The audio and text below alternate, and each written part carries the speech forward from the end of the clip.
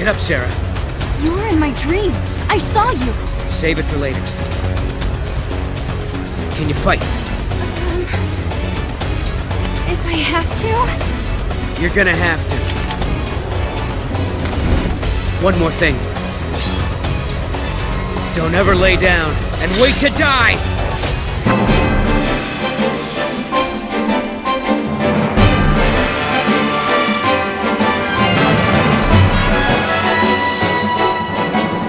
Final Fantasy XIII-2, which is actually the 30th game in the Final Fantasy series, or Final Fantasy XI if you follow the order of operations, is the latest installment from Square Enix and direct sequel to 2010's Final Fantasy XIII, a game that split the fanbase right down the middle.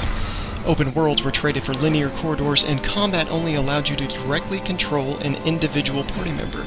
When XIII-2 was announced, promises were made to address the community's main issues with the previous installment and produce a game that the fans cried out for. So does Final Fantasy XIII-2 deliver the experience intended, or, ironically enough, waste your time? You can find Serah, and together you can change the future. Wait. I can change the future? XIII-2 picks up 3 years after the previous game's ending. The heroes emerge victorious and all is well in the world except for the absence of lightning.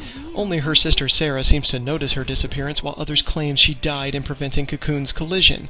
It is only with the appearance of Noel that it is revealed that Lightning is indeed alive, and he's been tasked with reuniting Serah with her sister in Valhalla, where she is facing off against a mysterious new enemy. The two set off through time and space to set things right. Sort of like Doctor Who. It's like a portal. Lightning is in a place called Valhalla. She's waiting on the other side. There is an option to view a quick summary of previous events in Final Fantasy XIII, but the sheer scope of characters and terms is a lot to absorb in a limited time. Mixing in elements associated with time travel further complicates things, and you have to learn to accept situations and move on to enjoy the basic story. Most of the time it seems as if the game asks a genuine question, only to get a response of, "Because it is," before moving on. Perhaps it's not the recording that's broken. It's the immediate space-time in which we are located. The characters of Serah and Noel pale in comparison to previous Final Fantasy games and bring little to the table, and Mog's constant cries of Kupo are enough to warrant a few cliff tosses. It's the antagonist Caius that proves to be the most intriguing addition to the cast as a bad guy with sound reason for being a bad guy. It's refreshing to see an antagonist that actually rivals the PlayStation era of Final Fantasy games. But why, Caius?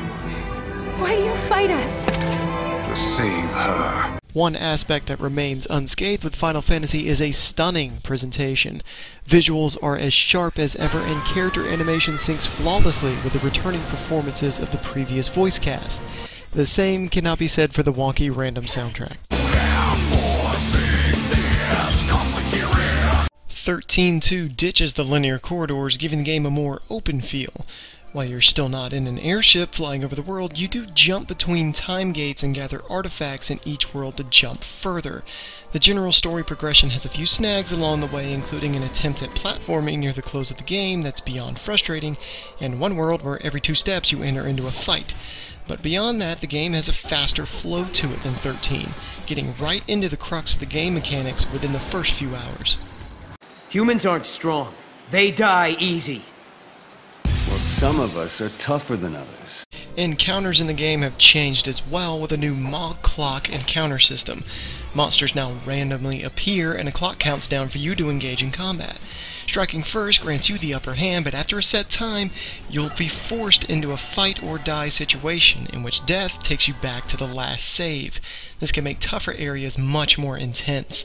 Though it's an interesting system, the random encounters feel like going back in time to the PS era. The ability to see the giant beasts I could encounter in XIII roaming the corridors was much more intimidating, and it gave life to the world around it, rather than simply having them pop out of thin air. Careful! That area's crawling with monsters! While there are quote-unquote villages in the game, these amount to nothing more than a few people walking around, uttering bland lines of dialogue, or occasionally giving out side missions that evolve into fetch quests. Shops are limited to what can only be described as a time-traveling Vegas stripper by the name of Chocolina. She sells the standard amenities of potions, weapons, and accessories, which can be purchased much more easily thanks to the fact that you actually gain money from battles once again. So for my lucky customers today, you get a big dose of spirit and zest along with your purchase. The fast-paced combat of 13 was a redeeming factor for the game, and it carries over just as well into the sequel. Limited to a party of 3, you assign each member a role to follow. These paradigms can be shifted mid-battle to adapt to the situation as it occurs, such as switching to a defensive roster when a boss is counting down to a big move, or an attacking roster when he opens himself up. It's this constant switch and adaptation to each situation that makes the battle system infinitely satisfying. Each enemy is different, and each encounter warrants diverse tactics, resulting in a constant shuffle of roles and paradigms. Daughter of Chaos, unto the world unseen, the untamed you guide. Unlike previous games, you get 2 main characters only. The third slot is filled with a monster that you tame in the wild. Practically all monsters are up for grabs as you progress through the game, each coming equipped with a set role like a healer or magic user. You can then use items found or purchased to level these monsters up similar to your character. The feel of obtaining, training, and using these monsters in battle is very reminiscent of Pokemon, and adds another addictive collecting task to the game. You can even customize your monster with an accessory, because putting a hat on a tadpole, it's just awesome. Impressive. Save it. Though the primary quest is relatively short at about 20 hours, there's plenty of side content offered to keep you busy well after the game's abrupt end. There are 160 total fragments scattered throughout the worlds that can offer rewards that range from jumping farther when platforming to instantly killing weak enemies upon their encounter. Fragments are sometimes hidden in plain sight, obtained from completing side quests, or rewards for the various minigames. One particular portal takes you to Serendipity, which is basically a time traveler's casino, where you can partake in the slot machines or chocobo races to earn exclusive items. If you change the future, you change the past. You can remold history as your heart desires.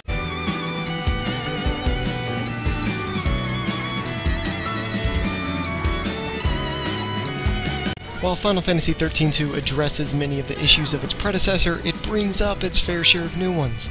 Odd pacing, an odder soundtrack, and a dumbed-down leveling system are just a few issues that prevent the game from redeeming 13's downfalls. It's not a terrible RPG, and if you're a fan of 13, then the game will warrant little complaint.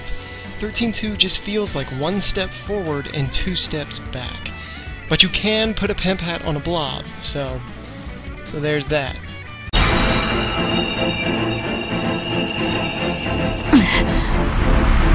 Let's not waste time.